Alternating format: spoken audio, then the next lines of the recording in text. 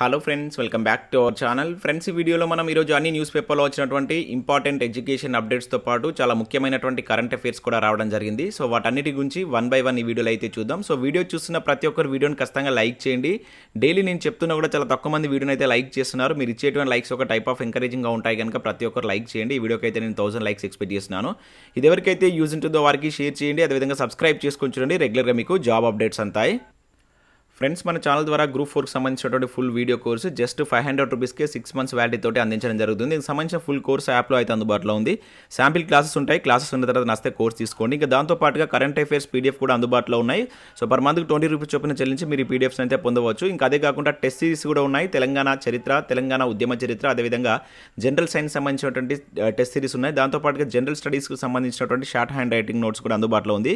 వీటన్నిటికి సంబంధించినటువంటి శాంపిల్ టెస్టులు కావచ్చు, శాంపిల్ పీడిఎఫ్స్ కూడా మీకు యాప్లో అందుబాటులో ఉంటాయి. ఒకసారి చూసిన తర్వాత నచ్చితే తీసుకోండి. యాప్ లింక్ కింద డిస్క్రిప్షన్లో ఉంటుంది. ప్రతి ఒక్కరు యాప్ని అయితే డౌన్లోడ్ చేసుకోండి. ఫ్రెండ్స్, ఈరోజు న్యూస్ పేపర్లో వచ్చినటువంటి అప్డేట్స్ కనుక చూసినట్లయితే మనకు ఫస్ట్ అప్డేట్ వచ్చేసి రన్ రాజా రన్ అంటూ ఇక్కడ దిశ న్యూస్ పేపర్లో ఒక ఆర్టికల్ అయితే చూడవచ్చు. గ్రౌండ్స్లో పోలీస్ అభ్యర్థుల పరుగులు అని చెప్పేసి ఇక్కడ ఇవ్వడం జరిగింది. ఈవెంట్స్లో నెగ్గేందుకు కఠోర శ్రమ, పురుషులు 1600, మహిళలకు 800 మీటర్ల టార్గెట్, త్వరలో దేహదారుణ పరీక్షలు అని చెప్పేసి ఇక్కడ ఇవ్వడం జరిగింది. సో ఇక్కడ ఇన్ఫర్మేషన్ కనుక చూసినట్లయితే ప్రిలిమ్స్లో క్వాలిఫై అయిన అభ్యర్థులు ఈవెంట్స్లో నెగ్గేందుకు గ్రౌండ్ల బాట పట్టారు. పార్కులు, ఖాళీ స్థలాల్లో పరుగులు పెడుతూ కఠోర సాధన చేస్తున్నారు. కొందరు ఫిజికల్ ట్రైనర్ల దగ్గర కోచింగ్ తీసుకుంటుంటే మరికొందరు స్వతహాగా ప్రాక్టీస్ చేస్తున్నారు. రాష్ట్ర పోలీస్ నియామక మండలి బోర్డు ఇటీవల ప్రిలిమ్స్ పరీక్ష ఫలితాలు విడుదల చేసిన విషయం తెలిసిందే. సో రిజల్ట్స్కి ముందే నుంచే కొంతమంది అభ్యర్థులు జాబ్ కొట్టాలనేటువంటి లక్ష్యంతో ఈ దేహదారుణ పరీక్షలను సిద్ధమవుతున్నారని చెప్పేసి ఇవ్వడం జరిగింది. సో దీంతో పాటుగా ఇక్కడ కొన్ని మనకి ఫిజికల్ ఈవెంట్స్లో కొన్ని మార్పులు అయితే రావడం జరిగింది. వాటి గురించి కూడా ఇక్కడ ఇచ్చారు. అండ్ త్వరలోనే ఈ దేహదారుణ పరీక్షలు అని చెప్పేసి ఇక్కడ ఇవ్వడం జరిగింది. సో దీనికి సంబంధించి మనకు సాక్షిలో కూడా ఇక్కడ ఒక అప్డేట్ అయితే చూడవచ్చు. సో పరుగుకు వేలాయరా అనే టైటిల్ తోటి ఇక్కడ న్యూస్ అయితే ఇవ్వడం జరిగింది. పోలీస్ భౌతిక పరీక్షలకు రిక్రూట్మెంట్ బోర్డు సిద్ధం. నవంబర్ 25 నాటికి మైదానాలను సిద్ధం చేయాలని ఆదేశాలు. ఆ తర్వాత ఎప్పుడైనా నిర్వహణకు యోచనలో బోర్డు అని చెప్పేసి ఇక్కడ ఇవ్వడం జరిగింది. సో ఇక్కడ ఇన్ఫర్మేషన్ కనుక చూసినట్లయితే శారీరక పరీక్షలు ఎప్పుడెప్పుడా అని ఎంతో ఉత్కంఠంగా ఎదురు చూస్తున్నటువంటి పోలీస్ అభ్యర్థులకు త్వరలోనే తీపి కబురు అందనుంది. పార్ట్ 2 శారీరక పరీక్షలకు తెలంగాణ రాష్ట్ర స్థాయి పోలీస్ రిక్రూట్మెంట్ బోర్డు ఏర్పాట్లు ముమ్మరం చేసింది. సో నవంబర్ 25 నాటికి రాష్ట్రంలో వివిధ కమిషనరేట్ల అదేవిధంగా ఎస్పీ కార్యాలయ పరిధిలో ఉన్నటువంటి మైదానాలను శారీరక పరీక్షల కోసం సిద్ధం చేయాలని పోలీస్ రిక్రూట్మెంట్ బోర్డు ఇటీవల ఆదేశాలు జారీ చేసిందని చెప్పేసి ఇక్కడ ఇవ్వడం జరిగింది.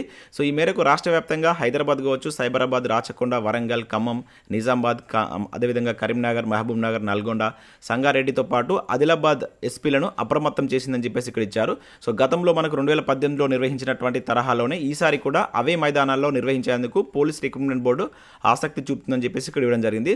సో దాదాపుగా 3 లక్షల మంది కోసం అంటే ఇక్కడ చూడవచ్చు. సో ఈ 3 లక్షల మంది కోసం ఈ గ్రౌండ్స్ని అయితే సిద్ధం చేయాల్సి ఉంటుందని చెప్పేసి అయితే ఇక్కడ మెన్షన్ చేశారు. నవంబర్ 25 తర్వాత అని చెప్పేసి ఇక్కడ ఇవ్వడం జరిగింది. సో మనకు ఈ ఫిజికల్ ఈవెంట్స్ అనేటువంటిది నవంబర్ 25 తర్వాత ఎప్పుడైనా ఉండవచ్చు అని చెప్పేసి కూడా ఇక్కడ మనకైతే చూడవచ్చు. సో ఆల్రెడీ దీనికి సంబంధించి ఒక ప్రెస్ నోట్ కూడా రిలీజ్ చేశారు. దానికి సంబంధించి మనం ఒక వీడియో కూడా చూసాం. సో నవంబర్ 25 వరకు ఈ గ్రౌండ్స్ అని సిద్ధం చేయాలని చెప్పేసి దానిలో అయితే మెన్షన్ చేశారు. సో ఆ తర్వాత మనకి ఎప్పుడైనా కూడా ఈ ఫిజికల్ ఈవెంట్స్ ఉండేటువంటి ఛాన్స్ అయితే ఉందని చెప్పేసి ఇక్కడ మనమైతే ఒక అప్డేట్ ఈరోజు సాక్షి న్యూస్ పేపర్లో అయితే చూడవచ్చు.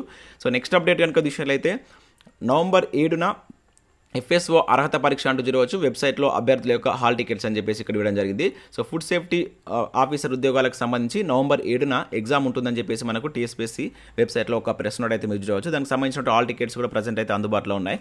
సో ఈ ఉద్యోగాలకు అప్లై చేసిన అభ్యర్థులు ఒకసారి Tspsc వెబ్సైట్కి వెళ్ళి సో మీ యొక్క హాల్ టికెట్స్ అయితే డౌన్లోడ్ చేసుకోండి. సో నవంబర్ 7వ తేదీన దీనికి సంబంధించినట్టు ఎగ్జామ్ అయితే ఉన్నట్లు మనకు ఒక అప్డేట్ అయితే రావడం జరిగింది. సో నెక్స్ట్ అప్డేట్ కనుక చూసినట్లయితే ఆర్పీఎఫ్లో 9500 పోస్టుల భర్తీ నోటిఫికేషన్ ఫేక్ అంటూ ఇక్కడ ఒక అప్డేట్ మనం వెలుగు న్యూస్ పేపర్లో చూడవచ్చు. రైల్వే శాఖ క్లారిటీ అని చెప్పేసి ఇక్కడ ఇచ్చారు.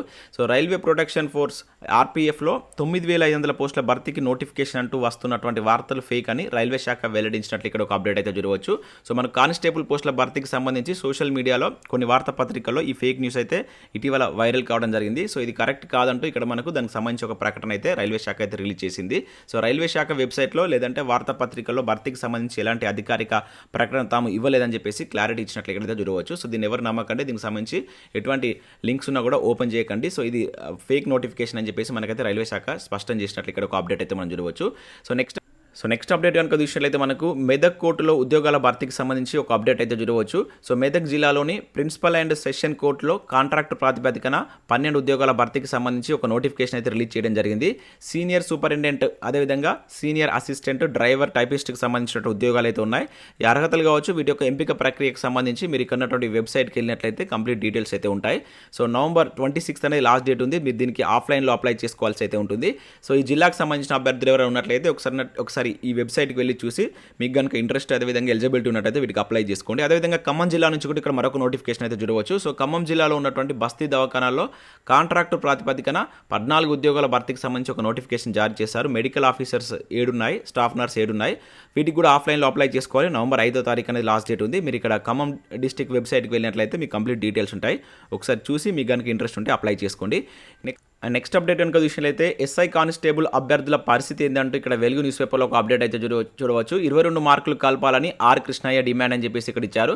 సో పోలీస్ కానిస్టేబుల్ పరీక్షలో తప్పుగా వచ్చినటువంటి ఏవైతే 22 ప్రశ్నలు ఉంటాయో వాటికి 22 మార్కులు ఇవ్వాలనే డిమాండ్ తోటి నిరుద్యోగ అభ్యర్థులు నిన్న విద్యానగర్ బీసీ భవన్ వద్ద నిరసన చేసినట్టు ఇక్కడ ఒక అప్డేట్ అయితే చూడవచ్చు. తమకు న్యాయం చేసేలా చూడాలని చెప్పేసి ఎంపీ ఆర్ కృష్ణయ్యను కలిసి కోరారు. సో ఈ సందర్భంగా ఆర్ కృష్ణయ్య మాట్లాడుతూ ఈ మధ్య జరిగినటువంటి ఎస్ఐ కానిస్టేబుల్ పరీక్షలో అవకతవకలు జరిగినట్లు ఎన్నో ఫిర్యాదులు వస్తున్నాయని అన్నారు.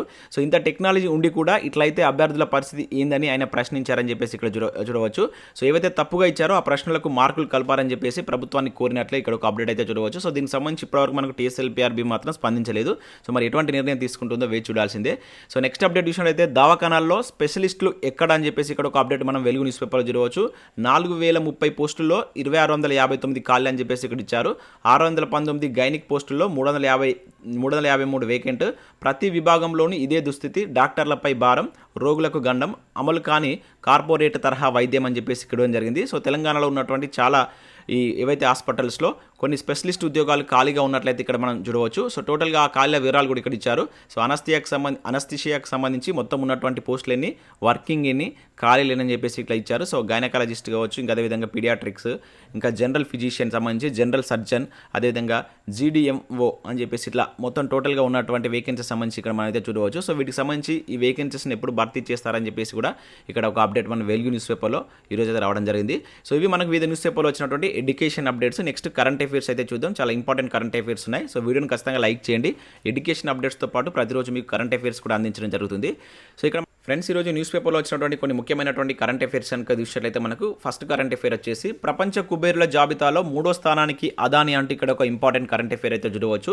సో మనకు దేశంలోనే అత్యంత సంపన్నుడైనటువంటి గౌతమ్ అదాని ప్రపంచ కుబేరులో 3వ స్థానాన్ని అయితే ఆక్రమించడం జరిగింది. సో రీసెంట్గా మనకు ఫోర్స్ జాబితా రిలీజ్ చేసినటువంటి వివరాల ప్రకారం ప్రపంచ కుబేరుల జాబితాలో మొదటి స్థానంలో మనకు ఎలాన్ మాస్క్ కొనసాగుతుండగా సెకండ్ ప్లేస్లో బెర్నార్డ్ ఆర్నాల్డ్ అనే పర్సన్ ఉన్నాడు. సో థర్డ్ ప్లేస్లో మన భారతదేశానికి సంబంధించినటువంటి అదాని అయితే ఉండడం జరిగింది. సో ఇక్కడ ఈ 3 పేర్లను గుర్తుంచుకోండి. మనం వరుస క్రమంలో అమర్చమని చెప్పేసి అడగడానికి ఛాన్స్ ఉంటుంది. మొదటి ప్లేస్లో ఎలాన్ మాస్క్, సెకండ్ ప్లేస్లో వచ్చేసి బెర్నార్డ్ ఆర్నాల్డ్, థర్డ్ ప్లేస్లో మన భారతదేశానికి సంబంధించినటువంటి అదాని అని చెప్పేసి గుర్తుంచుకోండి. ఇది రీసెంట్గా మనకు ఫోర్స్ జాబితా రిలీజ్ చేసినటువంటి వివరాల ప్రకారం వీళ్ళు ముగ్గురు మొదటి 3 స్థానాల్లో అయితే ఉండడం జరిగింది. సో నెక్స్ట్ కరెంట్ అఫైర్ కనుక చూసినట్లయితే బ్రెజిల్ 39వ అధ్యక్షుడిగా లూలా అని చెప్పేసి ఇక్కడ ఒక కరెంట్ అఫైర్ అయితే మనం చూడవచ్చు.